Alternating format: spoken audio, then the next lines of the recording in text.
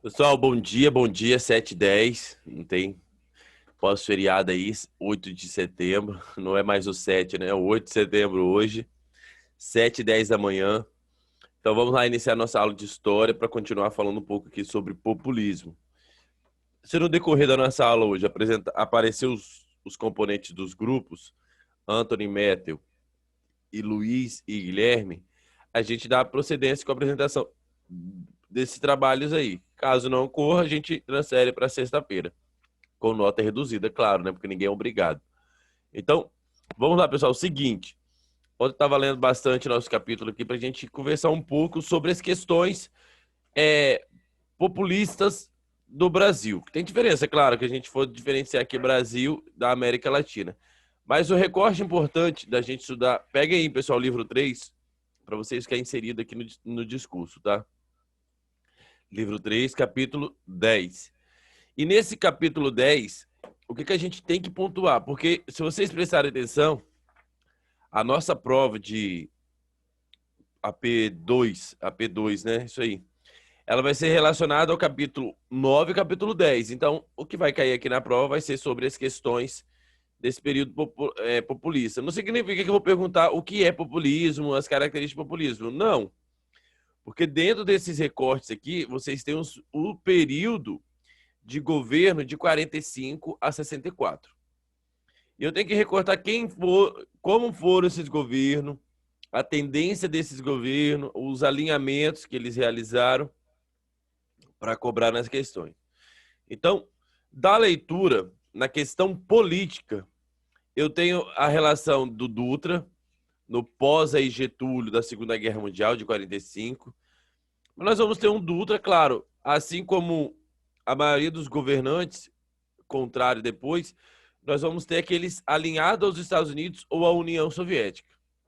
E para entender esse alinhamento, tanto da União Soviética como dos Estados Unidos, na página 20, eu tenho uma pesquisa muito importante, porque essa pesquisa ela vai me dar base a entender todos os partidos políticos e os alinhamentos dos presidentes em relação ao plano de governo. Então, vamos lá. Na página 20, vocês têm uma pesquisa sobre a União Democrática Nacional, a UDN. Vocês têm o Partido Social Democrático, PSD. O Partido Trabalhista Brasileiro, PTB. E o Partido Comunista do Brasil, PCB. Então, são 3 partidos aqui que a gente tem que entender um pouco, pelo menos os 3 primeiros aqui, que vai ser a nossa grande questão. O primeiro é a UDN. Eu quero saber, vocês pesquisaram, pessoal, essa página 20 aqui, sobre esses partidos políticos? Alguém que realizou a pesquisa? Anthony, bom dia. Hoje é a sua apresentação, viu? Tá faltando método. Daqui a pouquinho eu vou deixar o tempo para vocês. Tá tudo ok? Bom dia, professor. Bom dia, Tá Anthony. tudo ok. Perfeito. Daqui a pouquinho eu passo para vocês. Vamos lá, pessoal. Da pesquisa sobre a UDN, vocês realizaram algo? Não. Porque... E vocês conseguiram entender sem fazer a pesquisa? A leitura aqui da página 10, do capítulo 10? Por exemplo, o Eurico Gaspar vai ter um alinhamento com a UDN. Ele vai ganhar da UDN, né? Na verdade, ele é PSD junto com PTB. Tem diferença? Claro que tem. Vamos entender um pouquinho quem é quem? Então, pelo menos, eu preciso que vocês marquem aqui no livro de vocês, tá, pessoal? Senão vai dar uma confusão. Tem a pesquisa aqui do livro, que o livro já vai dar a resposta, aquela respostinha já enfeitada, tudo mais. Mas até da resposta enfeitada, enquanto vocês vão copiando, porque vai ser muito bacana vocês terem isso aqui no livro de vocês, por quê? Para depois vocês se localizarem, saber o posicionamento de cada partido. Então, eu vou deixar aqui para vocês na página aberta, enquanto isso, eu vou grifando para vocês entenderem melhor, tá? Opa, eu não compartilhei lá a tela, né? Prontinho. Aí vocês copiam aí, pessoal, ó, a resposta, enquanto isso eu vou explicando. A primeira resposta sobre a UDN, eu tenho o seguinte, ó. Foi fundada pelos adversários de Vargas. Era um partido político forte nas cidades, com participação de intelectuais, profissionais liberais, que nós vamos ter aqui, professores, médicos, advogados e outros, a UDN defendia o quê? E aqui que é muito importante vocês entenderem, porque em Getúlio Vargas nós vamos ter uma oposição muito forte, que é a UDN, que vai exigir que o petróleo seja explorado pelos Estados Unidos, que vai exigir a participação estrangeira no nosso mercado, inclusive vai defender o Estado mínimo. Então a UDN, principalmente se vocês forem copiar, vocês pegam essa parte aqui, ó. Defendia o capitalismo por meio da livre iniciativa. Essa livre iniciativa, nós estamos falando de liberalismo, aquela ideia que o Estado não tem que intrometer na economia. Mas a questão é, o Brasil não tinha uma economia tão forte, tão acirrada internacionalmente para concorrer com os produtos norte-americanos. Então, esse partido defendia o seguinte, que o Brasil não tinha mais jeito, deixa que os americanos, os mexicanos, os canadenses, os ingleses, os franceses, os japoneses viriam ao Brasil e trariam melhoria. Tudo que o Brasil tem, a gente não saberia explorar. Quem saberia explorar seria o mercado externo. Então, eles defendiam o capitalismo por meio da livre iniciativa e do estímulo do capital estrangeiro. É o que a gente tem muito hoje. Na verdade, é a ideia de eu tenho a Serra do Caparaó, vamos privatizar, vamos abrir para o mercado, uma empresa que vai cuidar daquela entrada, da manutenção. Eu tenho o Correios, vamos privatizar. Tirar do Estado e passar para a iniciativa privada. Então a UDN ela tinha essa visão e ela tinha muitos apoios, como o jornal O Globo naquela época. A Baixada dos Estados Unidos, os Estados Unidos apoiavam muito esse partido. Então a UDN vai ter muito patrocínio. Mas ele não tem um apelo, prestem muita atenção. Enquanto vocês copiam aqui, pessoal, que é muito importante vocês terem essa resposta, hein? Então a UDN, ela vai fazer um apelo nacional, nacionalista? Não. Nós vamos conhecer como os entreguistas. Que na página 22, na página 24, perdão, nós temos a diferença de nacionalistas e entreguistas. Eu não vou mudar a tela aqui, que eu estou deixando vocês copiarem. Vou deixar aqui no 2 e o 3, ó. Então, daqui a pouco eu falo sobre essas duas questões. Já no partido PSD, presta atenção, ó. Era a agremiação, deixa eu mudar aqui no meu também. Era a agremiação política majoritária desse período, de cunho conservador. Então, aqui nós já temos a palavra que define esse partido. Cunho conservador. Defendia os interesses da burguesia comercial e industrial. Então, essa questão dessa burguesia conservador, a gente tem que entender, porque quem fala assim, eu sou de esquerda, eu sou de direita, isso não responde quase nada para a gente hoje em dia. Tem que saber se é de esquerda conservadora ou é de esquerda progressista. É de direita conservadora ou é de direita progressista? Tem diferença? Claro que tem. Tem que entender. A gente pode falar, pessoa de esquerda, tá, mas onde? Que esquerda é essa? Ela é conservadora? Ela é progressista? Ela defende o progresso, a ciência? Ou ela é conservadora? Ela acredita muito na religião, no moralismo, naquela sociedade que está invertendo os valores da família. Isso é mais conservador. Progressista, a gente quer o quê? Liberdade, assuntos mais polêmicos em discussão, tanto investindo, claro, na ciência. Então, são diferenças tanto para a esquerda e para a direita. Não é porque um defende o progresso que ela necessariamente é a esquerda, ela pode ser da direita. Ok, então, o PSD é a alta burguesia. Então, vocês coloquem aqui, vocês puxam uma seta, claro, e colocam aí alta burguesia, a elite industrial, comercial, financeira. Então, é ela que nós estamos falando. E nessa nossa primeira eleição do Dutra, principalmente de 45 até 51 aí, quem ganha esse partido, essa disputa, vai ser o PSD aliado com a nossa já aliança aqui com o PTB. Que o PTB é fundado por quem? Por Getúlio Vargas. Que reunia a massa dos trabalhadores. Então nós vamos ter a pequena e média burguesia e vai ter totalmente a desvinculação do capital estrangeiro. E aqui embaixo onde vocês pegam, o PTB não provinha da classe operária, mas da pequena e média burguesia, desvinculada do capital estrangeiro. Então, a ideia era Industrialização, a gente soma o 2 com 3, nós vamos ter uma industrialização que de empresas nacionais, de investimento na criação de empresas nacionais. Isso vai ser bom? Vai ser ótimo. Porque o petróleo naquela época, esses 3 partidos vão defender o petróleo. O que nós vamos fazer com o petróleo? Entrega para os Estados Unidos que a gente compra dele barato. A UDN fazia essa defesa. Já o PTB, junto com o PSDB, defendia o quê? Não, o petróleo é nosso. Então isso vai movimentar muito. Já o quarto, vocês têm aqui o Partido Comunista, caso vocês tenham percebido. Então, do Partido Comunista, nós vamos defender justamente o que é aquele alinhamento com o comunismo, com a União Soviética, claro. Então vai ter deputados e presidentes vão concorrer a cargo de presidente para tentar implantar essas ideias de fato comunistas aqui no Brasil. É uma bandeira.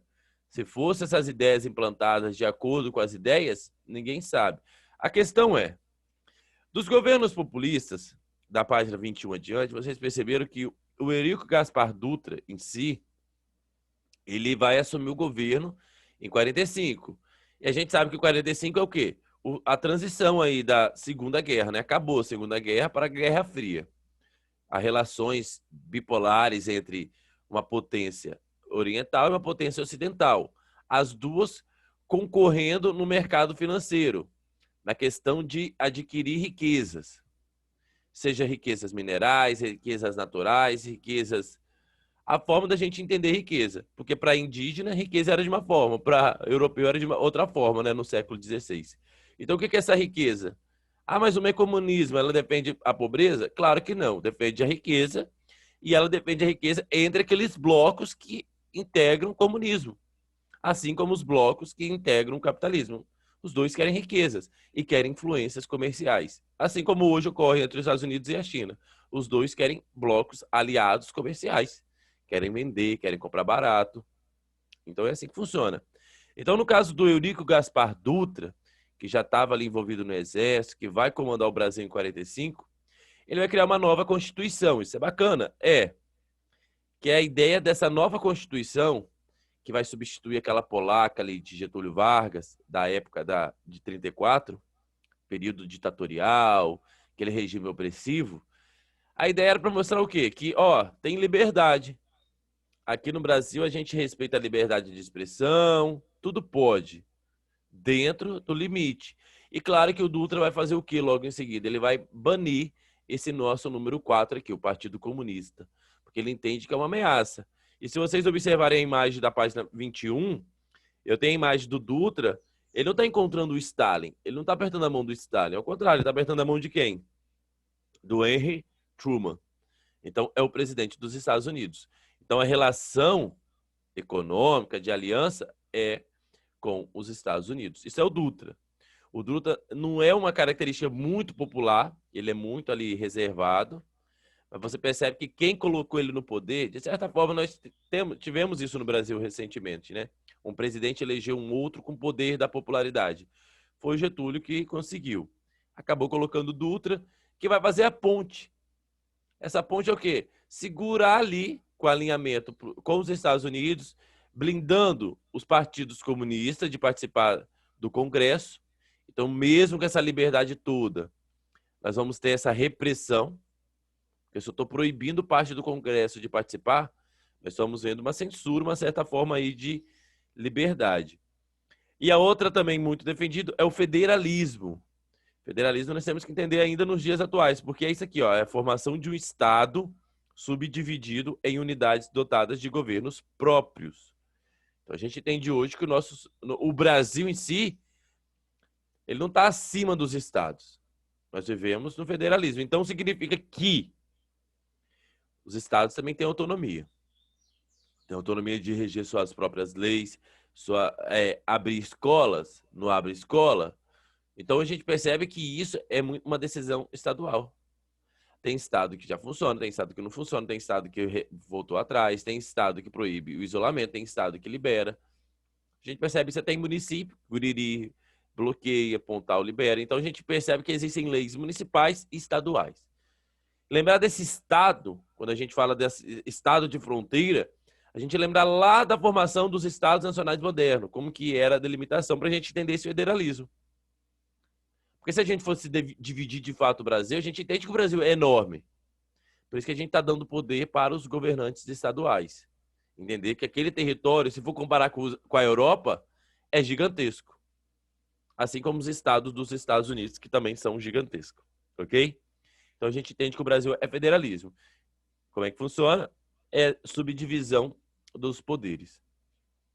Ok. Do Eurico Gaspar Dutra, pessoal, a gente tem que associar, então, a questão do Partido Comunista ser proibido, a Copa do Mundo, que vai ocorrer em 1950, que aí sim vai agarrar uma popularidade, de certa forma, para Dutra, e vai passar o posto novamente para Getúlio Vargas, que volta a assumir o seu governo. Porém, agora não de uma forma ditador. Se vocês prestarem atenção aí nos vídeos que eu encaminhei para vocês desde a semana passada e que também receberam pelo planejamento e que vocês podem acessar pelo QR Code, vai falar muito de qual Getúlio que a gente está falando. É do Getúlio ditador, do Getúlio constitucionalista, é do Getúlio que se alinhou com a Alemanha e com os Estados Unidos, ou é com Getúlio agora democrático? Tem diferença? Claro que tem. E esse Getúlio democrático, ele ainda, nesse mesmo período, ele volta a defender o quê? Aqui na página 23, o petróleo é nosso. Ele cria a Petrobras com a ideia de refinar, produzir e refinar os produtos aqui no Brasil. Deixa eu só me ligar aqui no tempo, senão a gente estoura, né? Vou passar para vocês agora, tá, grupos? Então, pessoal, a ideia é entender justamente, dentro desse período populistas, cada característica de cada governo. Então, eu vou só finalizar aqui com Getúlio Vargas. Vocês têm aí a carta de suicídio, como era a forma de governo e os alinhamentos. Então, entender a diferença de entreguista para nacionalistas, tá? A questão é o que defende nacionalismo e o que defende entreguismo. Por exemplo, hoje, o Pantanal, a gente observa o Pantanal queimando. É muito triste, pessoal. Se eu com o meu gato aqui, não sei nem como é que eu tô dando aula, tô triste, imagina um local que a gente vê queimada de onça, de jacaré sendo mortos, né, dia após dia. Então, qual é a diferença? Nós estamos cuidando do território nacional, das riquezas nacionais? Será que a gente tem sim embate em defender tanto a Amazônia? Ah, mas a gente não tem muita mata. A Europa, aquele mesmo discurso, né? A Europa já desprezou. Quem viajou para a Alemanha, pessoal, eu tenho até um vídeo, um documentário que um amigo meu gravou, que eu tenho até no canal, se vocês quiserem dar uma olhada. Ele fala o seguinte: lá até as florestas, eles tiram tal árvore hoje em dia, mas já tem o replantio certinho, já dedica parques para passeio. Então, hoje, depois que esse processo de desmatamento, que de fato ocorreu naquele período da ascensão da burguesia, nós também corremos com esse desmatamento ainda na região norte do Brasil, mas o que acontece? É o certo? É o caminho a se seguir? Será que a gente já não sabe as consequências dessas ações? Ah, mas vamos industrializar, vamos criar pasto na Amazônia, que é isso que a gente está observando, pastos. Briga entre garimpeiros. Será que isso é certo? Então, é a gente entender um pouco o discurso nacionalista e entreguista, na página 24. Entender esse discurso dentro do governo de Getúlio Vargas, que é muito importante, tá, pessoal? O Gregório, que vocês estão observando aqui, que também é mostrado no vídeo que eu passei para vocês, ele que vai tentar assassinar o jornalista, vai errar, vai tirar o pé, o jornalista vai denunciar o Gregório e, no caso, a culpa vai cair em cima de Getúlio Vargas, que o Exército, junto com a UDN, aquele partido que eu botei para vocês copiarem, planejam o golpe de Estado. O Getúlio ia acontecer a mesma coisa que o Dom Pedro II. Ele iria ser removido do governo e o Exército assumiria, igual a República da Espada. A questão é que Getúlio optou. Ele falou, só sai daqui morto. Tem gente que não entendeu o recado, mas realmente ele só saiu morto porque ele cometeu suicídio. Tem um amigo, uma vez, ele comentou que ele deu suicídio, 2 tiros na cabeça. Quando ele falou isso, eu fiquei até em choque. Falei, como, né? Que a pessoa dá um tiro na cabeça e depois dá outro. Mas ele conseguiu explicar dessa forma. Mas lógico que não, né? Foi no peito. Então, Getúlio renuncia, ele... Não é que renuncia, ele comete suicídio e ele deixa o governo para entrar na história. Aquela frase, né? Sai da vida para entrar na história. Tem até uma parte que da carta de despedida dele, da página 26, e das atividades da página 26 também.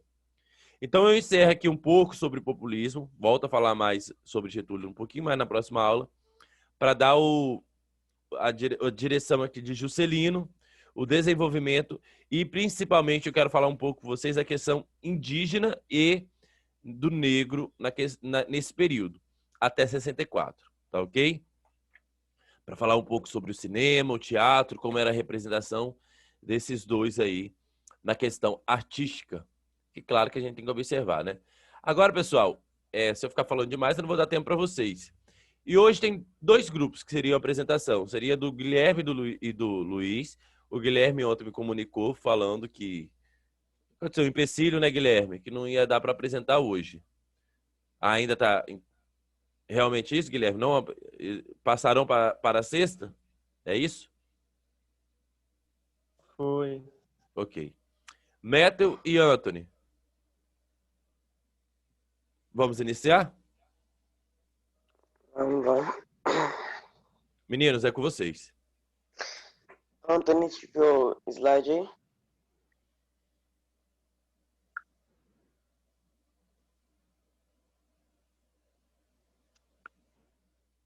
Anthony? Ô, Thiago, tô aqui. O microfone não tava ligando, né? Os Você tem um slides. slide aí, Thiago?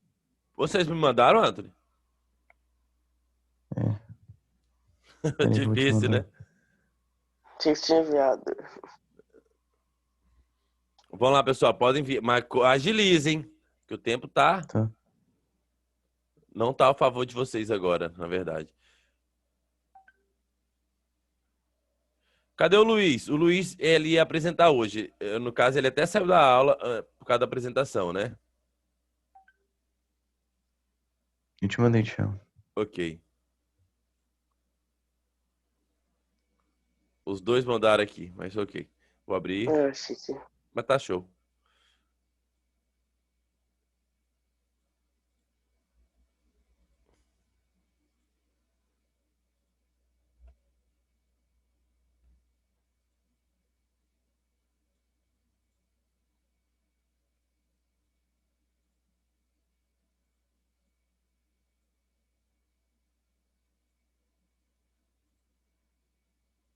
Calma aí que vai.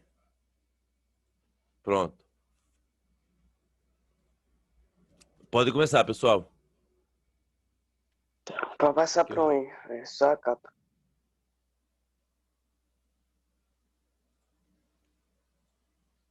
Tirou o bagulho. Pronto. Tá. A gente vai apresentar o trabalho sobre globalização aí. Pode passar.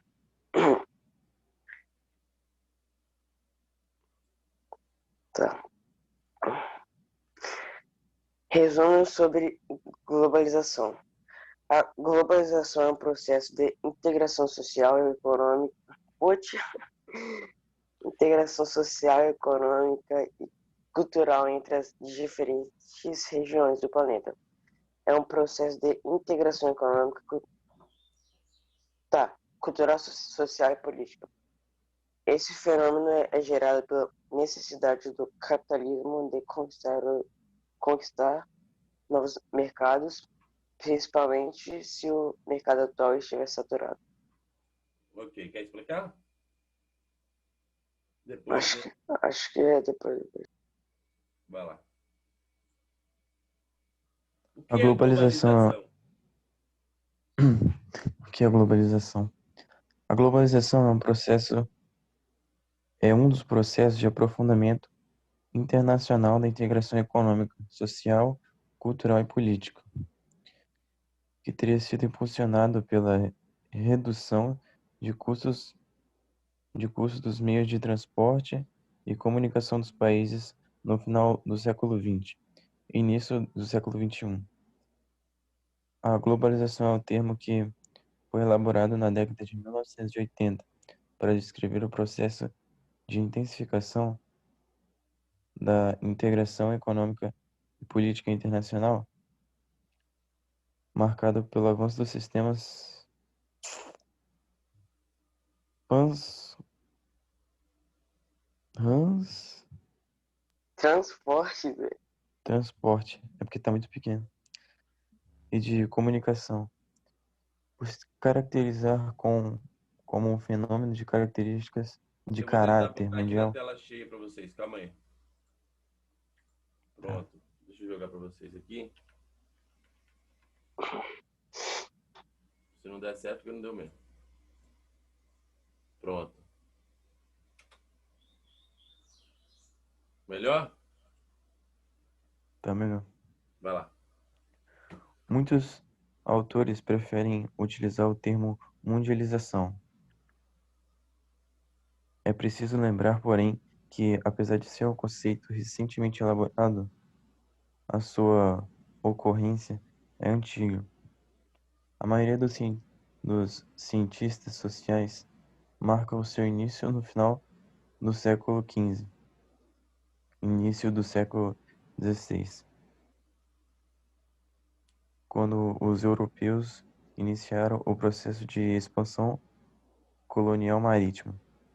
E com isso é possível perceber que a globalização não é um fato repentino e consolidado, mas um processo de integração gradativa que está constantemente se expandindo. Ok. Então, você quer explicar um pouco esse slide aqui? Daí a gente vai explicar mais pro final. Ok. Ligação entre capitalismo e globalização. Aí tem as imagens aí, né, com as marcas lucrativas em cada lado do mundo. O Brasil caiu com Marlboro, né? Gillette, Globali- Pepsi. Ok. Nokia, Samsung. Samsung é da Ásia, é, né? Tiago, exatamente não sei não, mas Eu acho que não. deve Acho que ser. o Google tá aqui naquele. Samsung. Não, não, deve ser não. O Google tá na Europa só. Vai lá, continua. Meta, o A Anthony. globaliza- a globalização é um dos temas mais frequentemente empregados para descrever a atual conjuntura do sistema capitalista e sua consolidação no mundo. Na prática, ela é vista como total ou parcial integração entre as diferentes localidades do planeta e a maior instrumentalização proporcionada pelo sistema de comunicação e transporte. A globalização é um processo de integração social, econômica e cultural entre diferentes regiões do planeta. Ok. A gente observa que aí o discurso já é mais abrangente, a questão de conectar, né? Nossa Senhora! 8 horas a gente acaba de ler. Vou só até a Resume metade, aí, então. pessoal. Me ajuda. Aí é a origem da globalização. Não existe um total consenso sobre qual é a origem do processo de globalização. O termo em si só veio a ser elaborado a partir da década de 1980, tendo uma maior difusão após a queda do Muro de Berlim e o fim da Guerra Fria. No entanto, são muitos os autores que defendem que a globalização tenha se iniciado a partir da expansão marítimo-comercial europeia. No final do século XV e no início do século XVI, momento no qual o sistema capitalista iniciou sua expansão pelo mundo. De toda forma, como já dissemos, ela foi gradativamente apresentando evoluções, recebendo incrementos substâncias com as transformações tecnológicas proporcionadas pelas três revoluções industriais. Nesse caso, cabe um destaque especial para a última delas, também chamada de Revolução Técnico-Científica Informacional, iniciada a partir de meados do século XX e que ainda se encontra em fase de ocorrência. Nesse processo, intensificaram-se os avanços técnicos do contexto dos sistemas de informação, com destaque,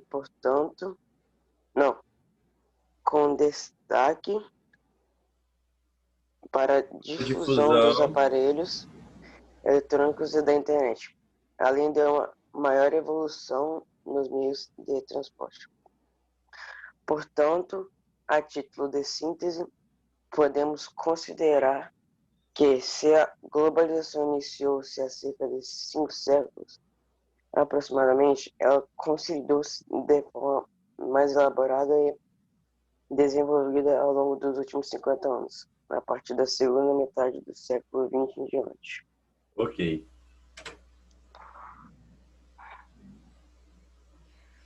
A importância da globalização.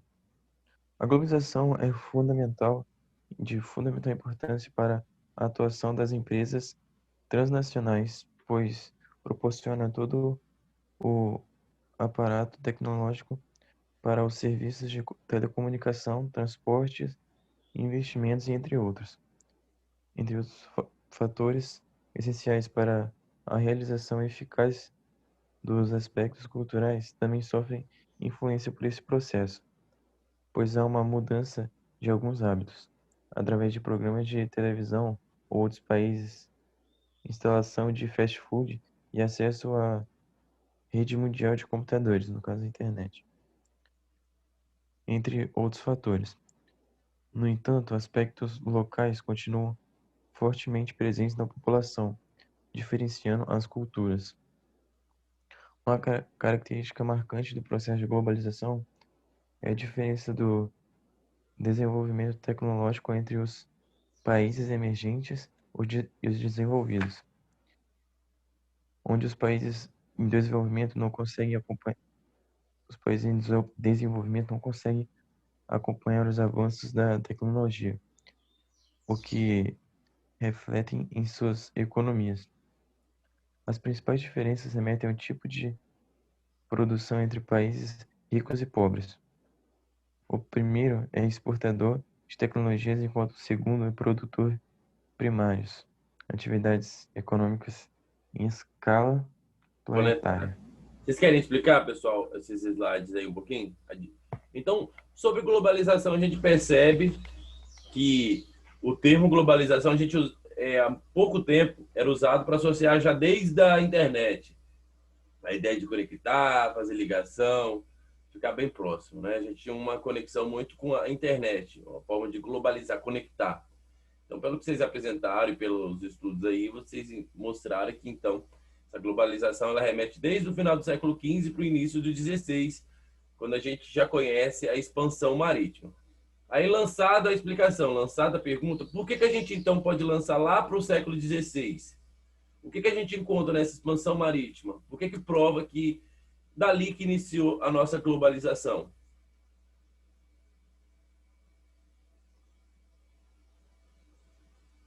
É muito fácil essa pergunta.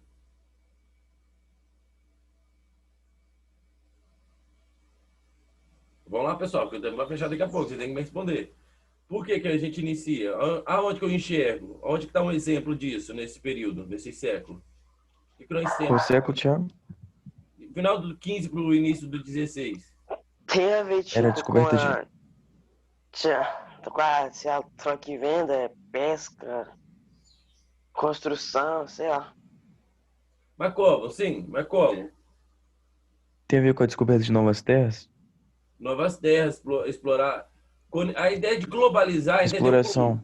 o globo da Terra. Quando que nós entendemos que ele estava formado? Porque se eu pegar o mapa antes do século XV, eu tenho um mapa europeu. Ou se eu vou pegar um mapa da América, os povos não se conectavam em si, não tinham conhecimento um do outro. A partir da expansão, das grandes navegações, o que ocorreu? Uma conexão entre os povos. Mesmo que precária, mesmo que eu indo pegar especiaria lá na Índia, pegando os escravos na África, transportando para a América, isso foi uma certa forma de ligar esses povos. Ligar culturalmente, ligar economicamente, ligar também politicamente, na questão de colônia e metrópole. Então, essa globalização não precisou de... Nem existia um computador, nem existia internet, mas os navegantes fizeram essa conexão. Então, foi o início da globalização ali. Lógico, depois nós vamos ter o processo da Revolução Industrial, as tecnologias, a comunicação. Lembra ano passado que nós falamos do encurtar a comunicação, né? O tempo. Então, encurtar tempo. Hoje a gente comunica ou liga para alguém com WhatsApp, com vídeo, e muito rápido. Então, essa globalização ela encurtou os espaços, encurtou também a velocidade de se comunicar. Então, do início, nós vamos ter mesmo ali na expansão marítima, as grandes navegações. E hoje nós temos, de fato, uma globalização tecnológica bem avançada. Acredito que seja pouco, porque nós vamos descobrir ainda. Então, nós vivemos esse período de globalização, conectando. Então, a gente tem que jogar dentro da globalização não só a conexão, mas o comércio. Como que uma empresa, nos slides vocês mostraram ali, Coca-Cola na Europa, Samsung, o quê? Significa que essas empresas elas querem ganhar mercado. E o discurso nosso, no período de Getúlio, Dutra, seja quem for, você vai entender, opa, se uma empresa talvez a União Soviética ou dos Estados Unidos, ela vai ter um desenvolvimento melhor ou pior do que o nosso? Melhor. Então elas querem o quê? Produtos primários. Assim como a Inglaterra, ela queria apenas produtos primários para poder produzir, para revender para o mundo, para revender para o Brasil colônia, para revender para o restante, o que hoje os Estados Unidos e a União Soviética querem? Hoje eu digo no contexto dos nossos estudos. Querem mercado, elas querem revender suas tecnologias mais avançadas. E elas querem mercado, elas querem expandir. Então, quanto mais vende, elas precisam de produtos primários. Então, o Brasil está se colocando hoje como esse fornecedor de produtos primários. Mas a ideia, a gente pode produzir tecnologia? Pode investir na ciência? Pode. A questão é, nós vamos mexer nisso? Nós vamos desenvolver essa tecnologia? Alguns partidos defenderam que o Brasil é capaz, outros defenderam que não. Uns dependem do nacionalismo, outros do entreguismo. Então, tudo dialoga com globalização. Pessoal, eu acelerei aí para a gente fazer um desfecho por causa do tempo. Mas vocês querem comentar algo ainda? Acabou, né? Ainda bem que eu comentei no último. Não, acho que foi só isso mesmo. Só isso? Deu para ficar bacana? Deu para compreender? Restante da sala. Não, vocês têm que entender mesmo, Antônio Neto. Vocês apresentaram. Restante da sala aí, querem fazer alguma pergunta, algum levantamento? Que a aula vai fechar agora, já passou um tempinho. Não. Show de bola. Então, sexta-feira, vocês finalizam aí, Guilherme, sem procrastinar nada dessa vez. Antônio Neto, parabéns, tá? Pela pesquisa, pela apresentação. Valeu. Ok. Pessoal, até sexta-feira, então. Um abraço.